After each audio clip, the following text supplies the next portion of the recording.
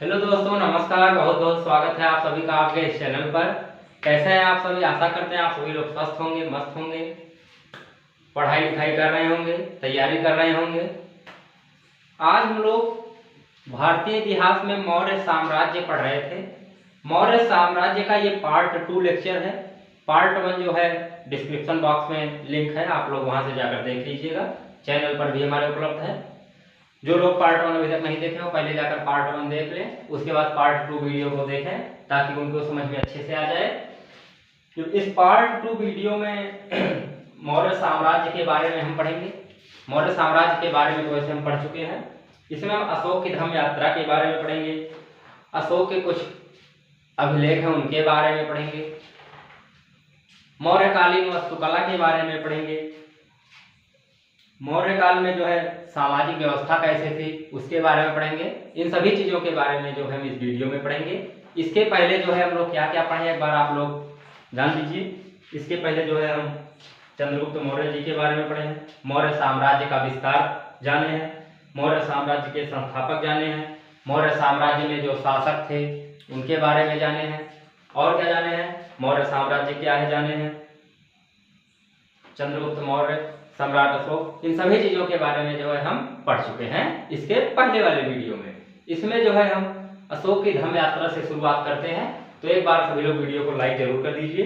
जो लोग अभी तक हमारे चैनल को सब्सक्राइब नहीं किए हों वो चैनल को सब्सक्राइब जरूर कर दें, जिससे ज्यादा से ज्यादा लोग वीडियो को देख सके, और आप लोग शेयर जरूर कर दीजिएगा अपने मित्रों तक। ठीक है, चलिए क्लास को शुरू करते हैं। तो अशोक की जो धम्म यात्रा है,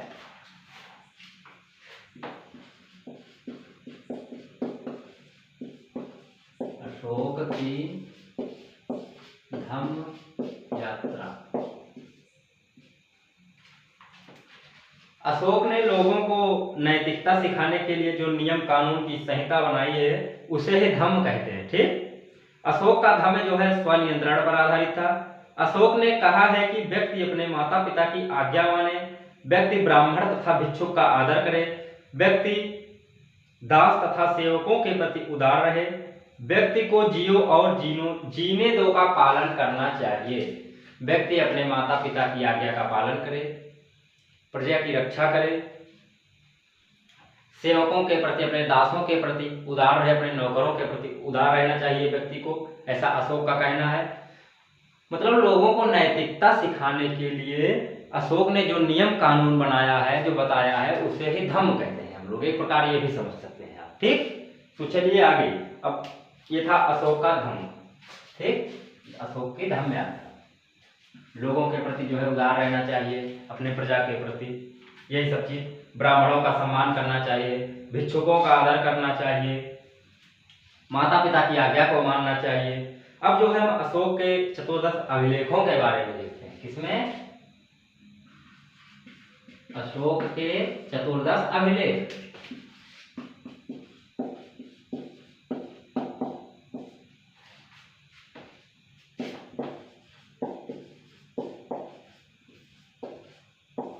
तो यहां पर जो है हम अशोक के कुल 14 अभिलेखों के बारे में बातचीत करेंगे। तो प्रथम शिलालेख जो है इनका, अशोक का प्रथम शिलालेख जिसमें हिंसा पर बल दिया गया है, सॉरी,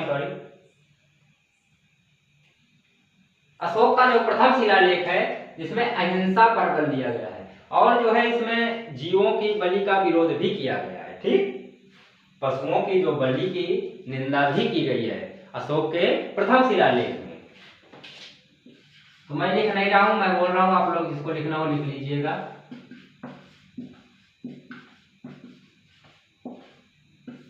प्रथम शिलालेख में पशुओं के बलि की निंदा की गई है, और जो है इसमें अहिंसा पर बल दिया गया है। ठीक, द्वितीय शिलालेख हम देखते हैं।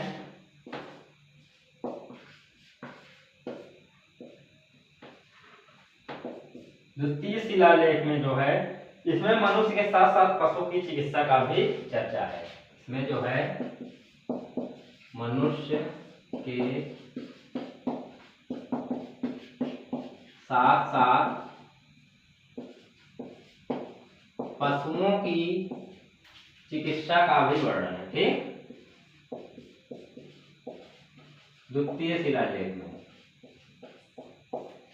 ओके, तृतीय शिलालेख में जो है अशोक ने 3 अधिकारी, तो 3 अधिकारी कौन कौन से हैं? राजुक,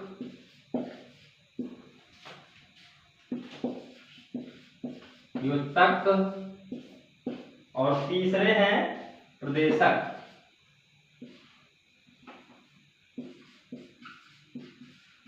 इनके बारे में जो है चर्चा किया है अशोक ने। ठीक, जो धम्म के प्रचार के लिए है, ये तीनों जो है धम्म के प्रचार के लिए है। तृतीय शिलालेख में अशोक ने इनके बारे में चर्चा किया है। चतुर्थ शिलालेख में युद्ध के स्थान पर जो है बौद्ध की नीति की चर्चा की गई है। कहने का मतलब भैरी घोष के स्थान पर धम्म घोष की चर्चा की गई है। ठीक, इसमें चतुर्थ शिलालेख में अशोक के। ठीक, आइए हम 5वां शिलालेख देखते हैं। जो लोग नोट नहीं किए हो इसको नोट कर सकते हैं। देखिए 5वां शिलालेख जो है इसमें धम्म महामात्र नामक अधिकारी की चर्चा है, जो धार्मिक जीवन की देखरेख करते हैं। ठीक, 5वें अभिलेख में जो है धम्म महामात्र नामक अधिकारी की चर्चा है। और 6वां शिलालेख जो है इसमें अशोक ने कहा है कि मेरा अधिकारी जन कल्याण के लिए जब चाहे मुझसे मिल सकता है। ये 6वें अभिलेख में कहा गया है। अशोक ने क्या कहा है? मेरा अधिकारी जो है जन कल्याण के लिए जब चाहे तब मुझसे मिल सकता है। 7वां अभिलेख जो है 7वां शिलालेख अशोक का, वो क्या है? इसमें जो है अशोक ने विभिन्न धर्मों के आपसी समन्वय की बात कही है। ये जो है सबसे बड़ा शिलालेख है। सबसे बड़ा शिलालेख कौन सा? ये महत्वपूर्ण क्वेश्चन है आपके एग्जाम के लिए। तो 7वां शिलालेख जो है अशोक का सबसे बड़ा शिलालेख है। ठीक, 8वें शिलालेख में जो है अशोक ने धम्म के यात्रा की चर्चा की है, जो इसके राज्याभिषेक से जो है 8 वर्ष से प्रारंभ होती है। ठीक, कहां से प्रारंभ होती है? इसके राज्याभिषेक के 8 वर्ष से। 10वें वर्ष में जो है राज्याभिषेक में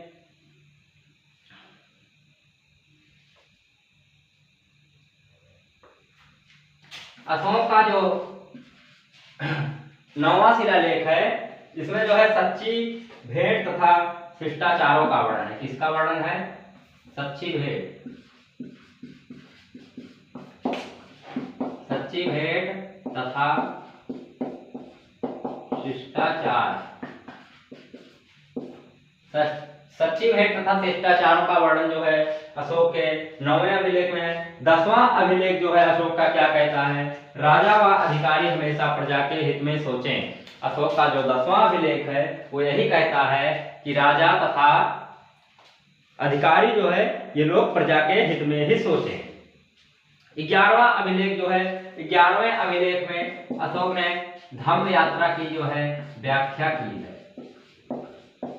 11वें अभिलेख में धम्म यात्रा की व्याख्या की गई है। ठीक, 12वें अभिलेख में जो है स्त्रियों की स्थिति में सुधार के लिए स्त्री महामात्रा नामक अधिकारी की चर्चा की गई है।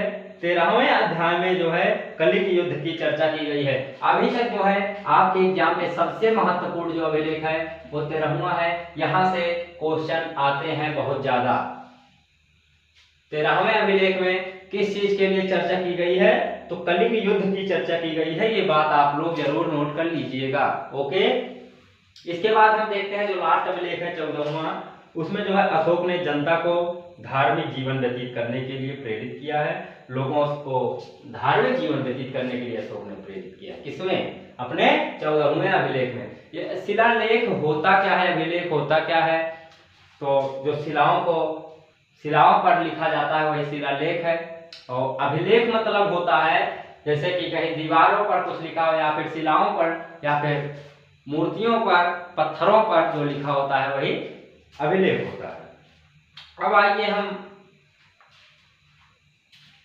सामाजिक व्यवस्था के बारे में बात करते हैं। तो इसकी जो सामाजिक व्यवस्था थी, चाणक्य ने अर्थशास्त्र में परंपरागत 4 वर्णों का उल्लेख किया। वो 4 वर्ण कौन कौन से हैं?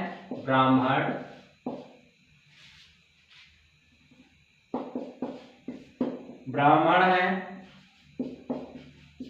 क्षत्रिय हैं, वैश्य हैं और कौन है? शूद्र। ये 4 वर्णों की जो है चर्चा की गई है अर्थशास्त्र में परंपरागत। जो मेगस खनिज के चातुर्वर्ण व्यवस्था का उल्लेख जो है नहीं किया गया, किंतु इसमें जो है आर्थिक आधार पर भारतीय समाज को 7 वर्गों में बांटा गया। आर्थिक आधार पर जो है मेगस खनिज में भारतीय समाज को 7 वर्गों में बांटा गया। और 7 वर्ग कौन कौन से हैं आप लोग ध्यान से सुनिए।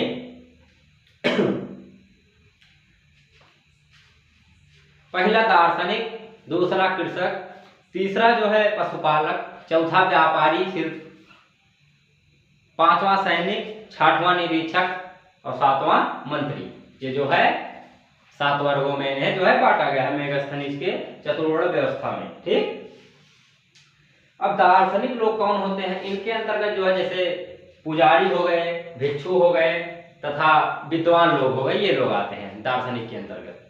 दार्शनिक में बाद मैंने आपको बताया कृषक, कृषक के अंतर्गत कौन आता है, इनके अंतर्गत जो है कृषि लोग आते हैं। कृषकों की संख्या जो है 7 वर्गों में सबसे ज्यादा है, सबसे अधिक संख्या किसकी है, कृषकों की। ठीक, तीसरा आता है पशुपालक। पशुपालक लोग कौन होते हैं, जो पशुओं को पालने का कार्य करते हैं, उन्हें पशुपालक कहा गया है। व्यापारी शिल्पी, यह अधिकांशतः जो है नगरों में निवास करते हैं। जो व्यापारी लोग हैं यह अधिकांशतः नगरों में निवास करते हैं। ठीक, इसके बाद आते हैं सैनिक। सैनिक लोग जो है समाज में किसानों के बाद जो सैनिकों की संख्या, जो सर्वाधिक संख्या है वो सैनिकों की ही है। निरीक्षक इसके बाद आते हैं, ये जो है समाज में व्यवस्था का निरीक्षण करते हैं। ठीक, कौन लोग, निरीक्षक लोग। इसके बाद आते हैं मंत्री। मंत्री कौन होते हैं, जो समाज में इसके अंतर्गत शासक वर्ग आता है। मंत्री जो है समाज में इनके अंतर्गत जो है शासक लोग आते हैं। कौन लोग, शासक, मंत्री के अंतर्गत। ठीक, तो इतनी चीज मैं आपको बताया हूं। चलिए थोड़ी चीज और हम देख लेते हैं, जैसे मौर्यकालीन वास्तुकला। तो मौर्य काल में जो है लकड़ी के भवन हुआ करते थे, जो कि वर्तमान में पटना में मिलते हैं।